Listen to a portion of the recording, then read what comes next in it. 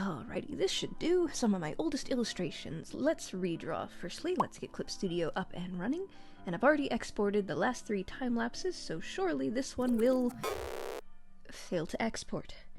Clip Studio, what else could possibly go wrong? I wasn't literally asking. It's fine. This is why I have my Canvas slate. Except, after more research, I and many others have discovered that it uses the mobile version instead of the tablet PC version. What?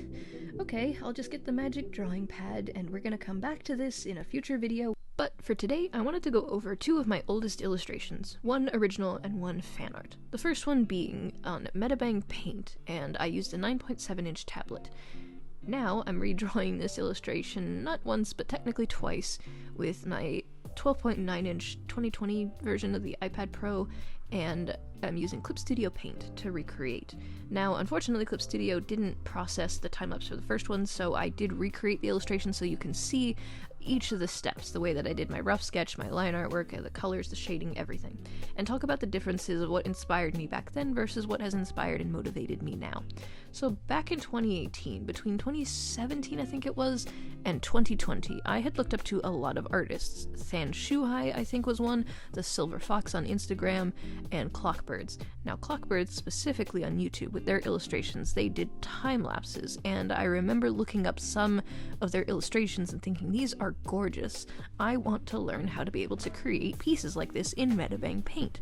So I took time to work on a bunch of illustrations, but I didn't understand how I could actually render a lot of these pieces. The smooth gradient blend that they had was something that I just wasn't able to achieve no matter how hard I tried, and I think that me trying to learn how to draw like everybody else at the time had hindered what my art could look like, because there's no wrong direction to take artwork, but art to me, I think, is like a tree with branches, and I think that I had gone, instead of down the typical digital cel-shaded route, I zigzagged back and forth between doing hyper-realistic to cartoony, and all of the proportions and anatomy, the color theory, everything just got lost along the way when I was trying to practice. I didn't really know what my art was going to look like because I just kept looking up to every other artist at the time. And it's fun to branch out so that you're not just doing one specific thing. It's kind of like that stereotypical thing that most of the art teachers say, don't draw anime. It's more of don't only draw those things unless it's something that you are aiming to go down that path for, but it does help to look up how to draw tons of other things to learn, because genuinely, if somebody asked me to draw a car, it is way out of my element. If somebody asked me to draw an original anthropomorphic creature, that's in my wheelhouse, doing character design versus environments, but I want to learn how to do backgrounds, especially as someone who wants to make comics. But something that doesn't help me is if I wanted to learn how to draw like some of these other artists that I looked up to back then, I might be able to roughly achieve something like Clockbirds, but other artists like the Silver Fox and Than Shuhai and any of the other artists that do that 3D style is not something I'm aiming for, and it wouldn't benefit me in my art process to go down that study kind of process. It would be fun for a singular art challenge, kind of like drawing in 10 or 20 artists or video games or TV shows styles, but it would be a one-off kind of experience to help me practice, to get out of my comfort zone and elements to work on those things, but I don't want to shift gears so far that it messes up where my art is currently going. With this, you can see the side-by-side of my old illustrations and the new ones. Using Clip Studio and the brushes, I've been able to achieve a lot more of my line confidence, and with the colors and shading, and even with the body language of this creature. The old one, it's kind of hard to actually define and see what the creature is doing. They might be on their backs holding the gem kind of confidently, but in this second one that I had drawn, the creature's hips are probably swinging forward as a counterbalance as their shoulders lean back, their wings are flapping to kind of catch themselves as they reach to grab the gem. The other illustration that I had done where they're kind of sort of stand floating is more just me testing lighting so that I could draw so that the shadows overlapping from the feathers, you can see each of the distinct features. So lighting would be on the top of them and the shadows would be underneath them. Just something to help me practice so that I could get a better understanding. If I wanted to expand on this, I would add the implied texture of fur and feathers, but I decided to go much more simple in the flat cell shaded range. Now, I've done flat cell shading before, but in a fan art style. Kirby was one of those where I practiced and tried to blend. I played video games for reference material, both 2D and 3D, and most recently did style studies from the art book. However, when doing fan artwork, one of my biggest issues that I have is that if you look up fan art of anything, specifically video games of like Pokemon, you can find a wide range of styles, but as I'm gonna put up on screen here, it was mostly with Pokemon fan art, but there was genuinely just me struggling to round out my art skills, something that just from the years of 2018 all the way up to 2022, where I just couldn't seem to balance all of the art fundamentals.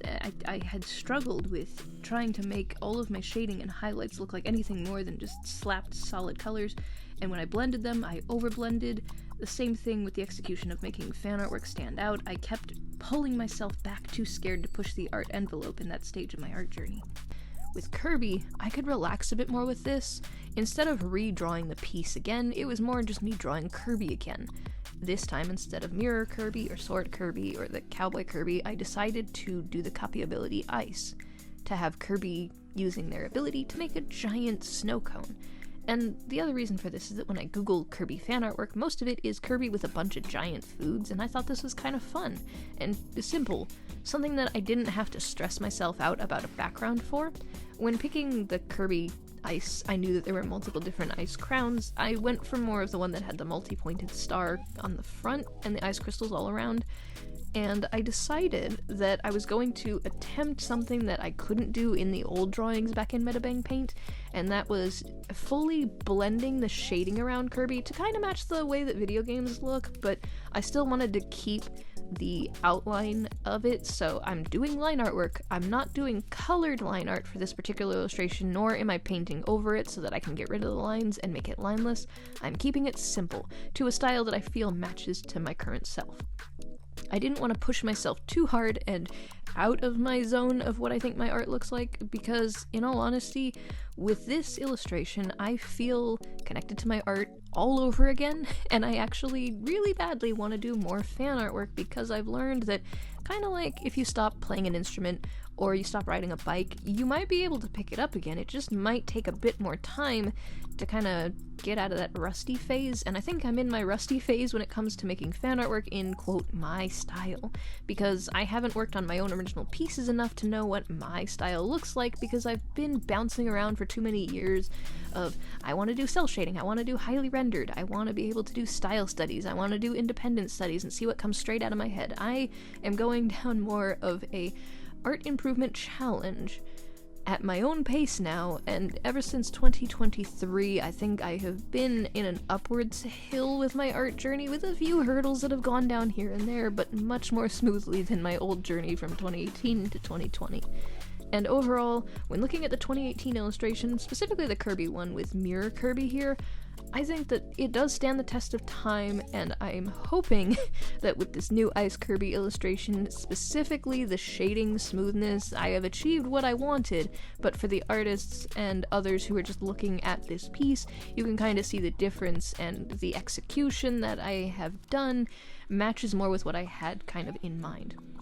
Another thing is, I have put my studies to the test with the reflections on the glass bowl, the reflections for the ice. Now, I know that you might have seen it flicker across the time-lapse where I wanted to add layers to the shaved ice, but I didn't feel confident enough to do it, and I think it does enough justice to look like shaved ice with where I have left it. And I don't want to keep pushing with my artwork like I used to in the past, where I would overblend, or I would actually unintentionally skip processes along the way. With the layers that I add underneath before going in and doing the blending and shading and highlights adjustments on multiple different layers, it adds everything cohesively together. Each step with the art process brings it together as a whole. If I feel like I'm missing something with art, it doesn't mean that the entire piece is bad. It just means that there are some parts that I need to work on as a sort of leveling up my art skills. Overthinking and a lack of confidence for me is just as upsetting as getting burnout or art block. With many of my illustrations in the past, I looked at many of these and thought that they were failures, but the ones that stand the test of time, including the new illustrations that I made in 2025 and 2026, I hope that they can also stand the test of time, and not just for me, but for anyone who looks at my illustrations and watches my videos all the way through. It's something that I hope can make a little statement online. Genuinely wanting to create illustrations, not just as a content creator, but as an artist, is a goal of mine. Creating these not just for myself, but for others to see, otherwise I would have just kept my artwork to myself or given up on my art journey years ago, and I'm so grateful that I didn't. And I thank you all for all of your continued support. Thanks for watching. Don't forget to subscribe to join the Subscribblers Squad to never miss an upload. While you wait for the next upload, check out some of the playlists. If you'd like to see your fan artwork featured in the Subscribblers gallery, tag me in it, as I love getting to see what you guys can create and sharing it to others on the channel. My card link is below, and if you'd like to further support this channel with exclusive Patreon rewards, Fennec Foxes for £2 a month gets you access to all of my work-in-progress sketches. Arctic Foxes for £5 a month gets you access to exclusive Patreon-only content, art videos, and comic pages early. Red Foxes for £10 a month gets your name read out at the end of the videos, just like this. Special thank you to Frankie Jr. 13. Stay possum, Subscribblers.